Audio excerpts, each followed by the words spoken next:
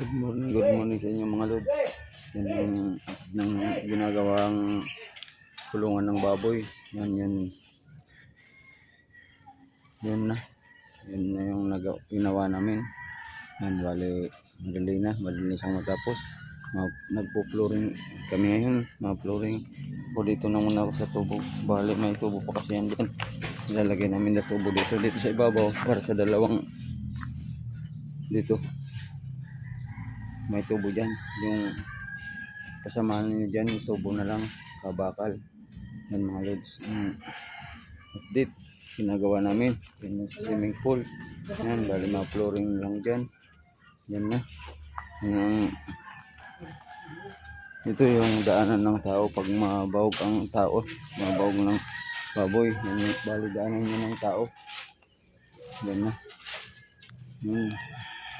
Gagawin ko ngayon, magwi-welding na akong yan sa yan. Update ko na lang kayo mga lods sa ginagawa namin dito. Yan, ibali yung bubong. Yan na. Lagyan ko na ng bubong. Yung kalahati. Kalahati may bubong na yan. Dito, konti na lang. Dito sa harap na to. Bali, yun na lang ang bubungan dito sa banda na to. Bali may installation yan mga lods para hindi mainit yung kulungan. Hindi mainit. Yan na. Bali.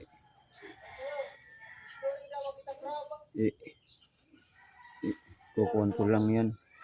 Ililibi ko pa. Bali mataas. Mababa doon dito ang mataas para i-diretso pag binusa ng tubig. Diretso lang siya. Yan ang update mga lods. Nasa baybayan nyo ako mga lods kung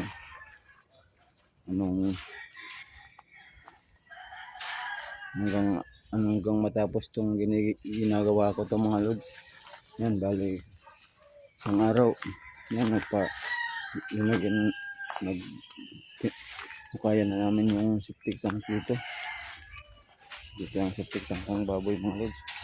Yan, bali malalim yung septic tank dito dun. Diyan, lagyan na nila ng yung graba. Inuubos na. Inalagay na dito sa loob para ma-flooring na to. Yan.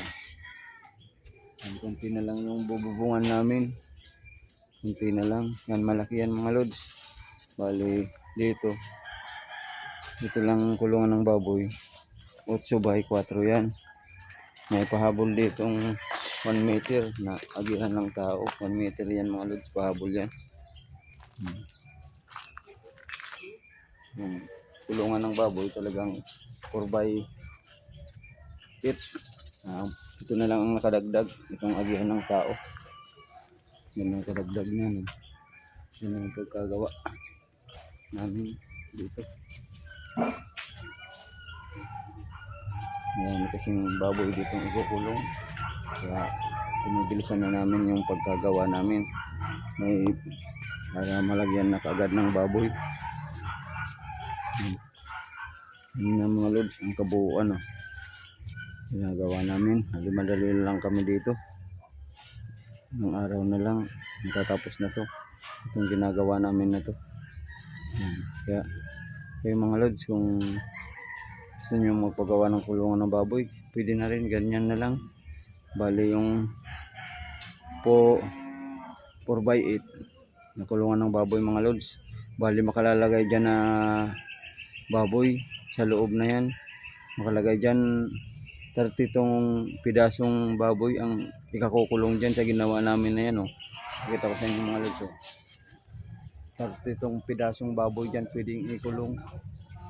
Yan kasi mga lods, 4x8 i-times lang natin yan. Kada isang square meter, isang baboy kasi yan, isang baboy yan. Kada ang kulungan ng baboy, kada isang square meter, isang baboy yan. Kaya i-times nyo lang ng 8x4 times 30 to. Kaya 30 tong baboy yan mga lods, makalalagay na baboy sa loob na yan, makukulong dyan 30 tong piraso. Yan na mga lods, abang-abang na lang kayo kung hanggang matapos to. Pakikita ko sa inyo hanggang matapos tong ginagawa namin to. Yan. Kung personal nyo mga lods na ganyan, na kulungan ng baboy, yan, pwede na yan mga lods, na ganyan na forma ng kulungan ng baboy. Pwede na yan. Yun nyo na lang ipagawa nyo. Pwede na yan.